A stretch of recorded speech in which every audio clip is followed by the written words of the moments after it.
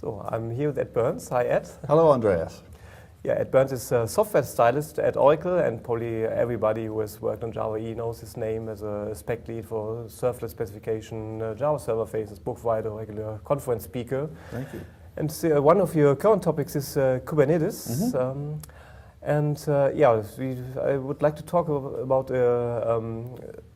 a phrase that's got quite popular on Twitter over the last 12 days or weeks, which is Kubernetes is the web sphere for millennials. Right. So I think maybe you have to tell something about that. It's a funny thing, but I think it captures some of the things that I've been saying at conferences for the past few years since Kubernetes became popular, which is it's a runtime, Kubernetes is just a runtime where you put your enterprise workloads, and that's what app servers always were. It's just that Kubernetes has grown to the point where it now encompasses your entire software enterprise, whereas app servers were more limited in their scope. So with Kubernetes, you are now having control over CPU allocations and memory allocations and disk management and network fabric, and so it covers the whole spectrum.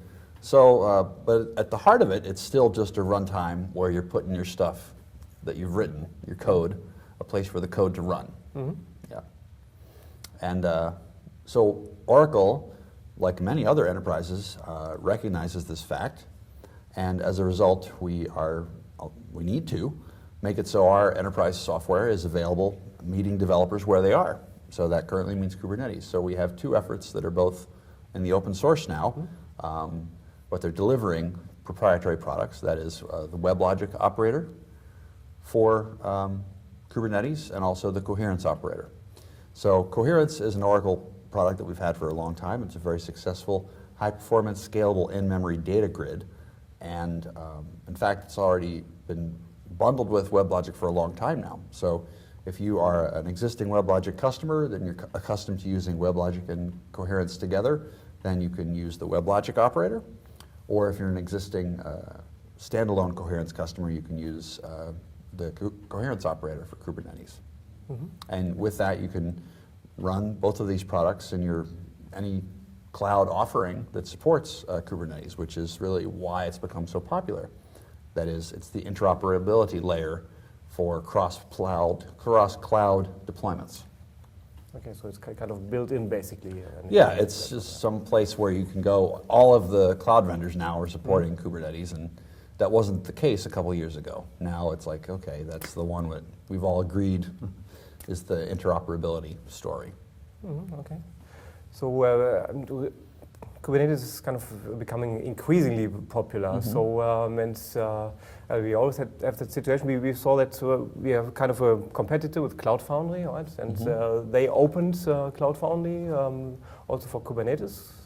And so do you think that Kubernetes will then in the end also take it all, that Cloud Foundry, as we know it, the old one, goes away, or will it still be applicable because it's a bit different? Well, I can't say for sure about the roadmap for Cloud Foundry, but I am aware that offers sort of a more intimate interaction with your application, whereas Kubernetes is much more hands-off. You can do whatever you want in it. So those are the kind of differences I see. How close do you want to be to your specific software and the platform? How intimately entangled or even locked in, dare I say, do you want to be with your cloud platform? So it seems to me Cloud Foundry is a little more intimate and lock-in-like than that. But I'm not sure. I've not studied that product so much. Yeah, okay, that's fine. But talking about the future trends, maybe another trend is serverless, right? So it's also becoming increasingly popular. Right. I mean, if you can compare, so is it something that also then in the future might then basically be the next solution instead of Kubernetes or services? It certainly seems like, if you look at trends such as microservices, which was a very hot thing and still is a very hot thing, and if you could look at serverless as kind of the logical extension of that.